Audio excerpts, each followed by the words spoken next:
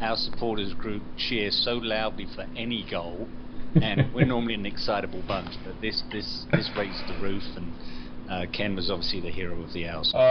It was, yeah. Brilliant.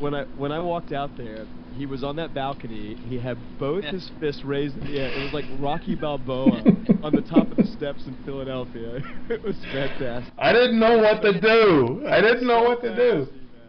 You know, I'd always joked, it's like, I hope this place has insurance, because if they ever score, I'm probably going to go through the roof. And, if you've been listening long enough, I'm a huge fan and supporter of this kid. And I've been watching him since he was at River Plate. I watched a lot of Italian football and world football before I ever got into the EPL. So I've been following him since the beginning, since he finally got into pros. And it's one of those things. I've seen him score in Europe, but for some reason, and for the obvious reason, this is different. And when it happened, I was like, that was him, wasn't it? He just scored that, and I didn't know what to do with myself. And I kind of looked to my left at my wife, and then I just ran out the doors of the pub and screamed my lungs out. I think it was just a wailing of some sort. Out on the balcony with my fists raised in the air, came back in and did like a lap of honor high five of everybody in the pub. I don't know who was the bigger star, Coco or you. I don't know. I'm just glad it finally happened. Now that's behind me, and hopefully I'll never have to do that again. Let that be let's hope that's the first of many. I mean, here's a question for you. What did he do wrong yesterday? I couldn't think of anything he did wrong yesterday. And he was on the ball a lot. I think he had 80-something touches of the ball yesterday. And he defended well against a physical team. He did. His passing percentage was up there too, which he's struggled with a little bit. A lot of times he'll touch the ball a little heavy. And you got to give a lot of credit to the grounds people at White Hart Lane. They laid a new pitch this year, and that pitch has stayed in better shape thus far this year. I have some video and DVR games of matches of last year around this time, and the pitch was already just, the corners were gone. There was nothing around the end lines. The touch lines were already worn thin, and the pitch still looks great. And even Brendan Rodgers said that the Liverpool pitch was shit today on TV in the post game. It was like playing in my backyard. These guys, you're complete professionals, and you have an unlimited amount of money. How is it that you let your pitch get looking like that? Some third world country in Europe, I'd expect it in Europa League, but I wouldn't expect that from Liverpool Football Club. Yeah, Simon, our greenskeepers, they're somewhat heralded, right? I mean, they've won awards. Yeah, there was a guy a few seasons back who won Groundsman of the Year. We haven't won for a few years, but any time I go to the lane, especially if you do the tour or you get to walk around the stadium, it's like a carpet. It's just it's hallowed turf. May, I'll be crying in May. I already know it. I'm a big wuss. So I had one last footnote on the match from yesterday. I thought where we really were telling was when we did use some width. I think with Davis supporting Chadley was roaming up and down that left side and making some great inroads, even if he was just cutting in from the left, and then having Walker back, I think, is a blessing in disguise. He's acting like a wing back. He makes some great bombing runs forward, and Fazio or Vertonghen's there to cover that side, and that's I think we've been missing that a little bit, and that's where we will probably benefit as we kick on into the second half if everyone stays healthy. Do you think on an individual basis that having Walker back on that right-hand side gives Lamela all the confidence in the world to be more offensive without having to worry about losing the ball all the time? Yeah, because yesterday he was switching as well. At one point he'd pop up on the left and go through the middle and across the pitch, and I think he wouldn't have been able to do that if he didn't feel confident that someone as decent as Walker was there to cover that if he was caught out of position. Yeah, gave us another dimension. Gave us a dimension that we clearly hadn't had. And he's fast. He really is, and he has the confidence of a guy that's been in the league a long time. And it's just good to. And I saw there was a little exchange with him and Coco where I think he was really encouraging him, and that's a good that could be a very good partnership as the season progresses. My only sort of mildly negative takeaway is that I do worry about Fazio. I mean, Ings Ings gave him fits down the middle and sort of, kind of isolated one-on-one situations. It's not his forte. He's a 6'5" guy, and he's going to struggle in those situations. But I just think about the Agueros of the world, these nimble but quick guys that, against the big clubs.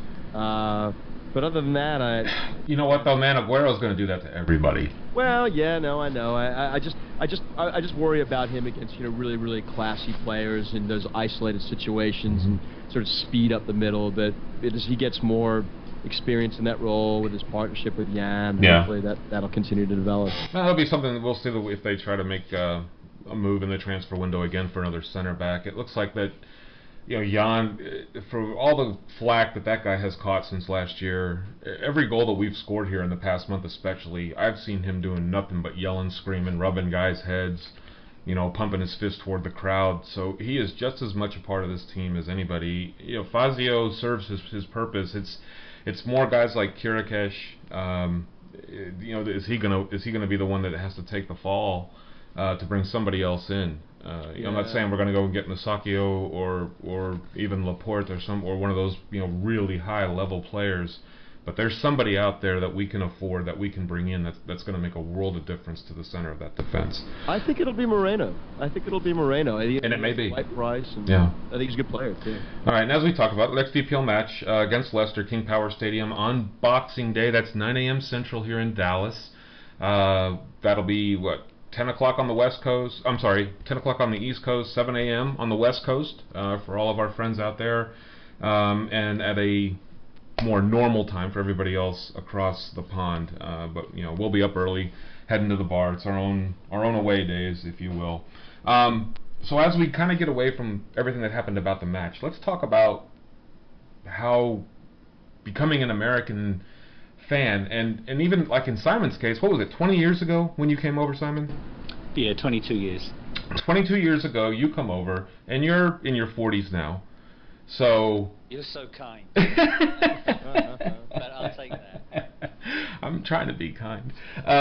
So as you come over as an adult, and 20 years ago, obviously, the internet has barely existed, let alone any kind of formal television coverage for the EPL. How does one become, integrated into America, become an American citizen, so to speak? And now that we have the technology and the television coverage, and now that you have and are president of, one of the largest North American-based supporters groups for Tottenham Hotspur, not even just North America, but in the world as well. Some of these supporter clubs are entire countries, whether it's India or whether it's Ireland or whatnot.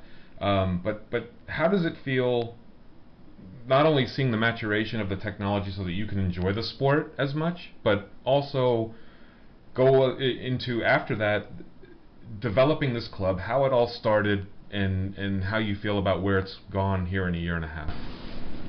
Boy, that's got to be the world's longest question. Let me kind of put it was a statement first. Yeah, let me put that into as few words as possible. But when I came over, and I had left the UK in '88 and spent 4 years in Australia before I ended up in the States, but there was zero coverage. I think there was a highlight show buried on the local Fox channel. You didn't know what you were going to see. The local paper gave you results on Sunday if you were lucky. And I think it was during the '94 World Cup when someone noticed me wearing a Spurs shirt at the quarterfinal match at the Cotton Bowl, and they said, "So, what do you think about Spurs and their 12-point deduction and getting kicked out of the FA Cup?" Like, what?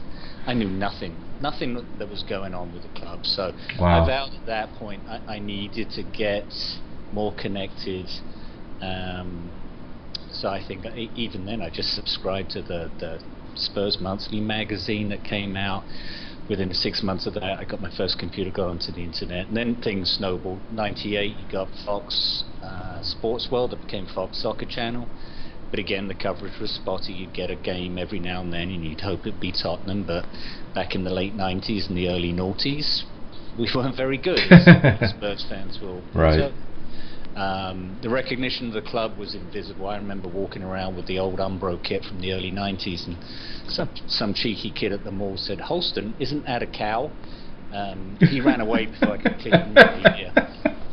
But then things just snowballed in the last 10 years. Spurs got better. Martin Jol came along, and I think credit to him, laid the foundations for the club getting better, and Harry kind of built on that. We won't talk about what's his face one day. Yeah. And so the club then kind of really picked it up, and with NBC now having the coverage that we have in this country, and it is embarrassing for us to say this, that we get to watch any game anytime live, which you couldn't do that with Fox. They didn't have the overflow channels. They didn't give us that option, but NBC does that, and I hope they re-up their contract, because it's been fantastic for football in this country. It's been fantastic exposure for Spurs. I'm sure someone in their ownership, their director level, is a Spurs fan. The amount of plugs that we get in their promo ads. Oh yeah. And when I had the opportunity to be involved with the supporters club, I was very proud to take on the role of the chairman, and this is my second year doing it. And there's a great bunch of boys and girls that are our members.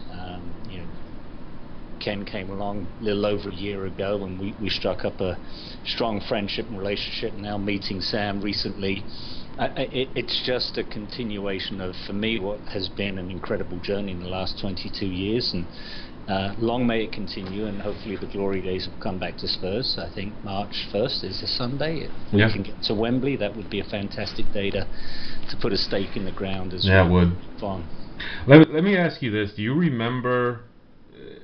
do you remember the first Spurs game you went to? I do. I remember it vividly.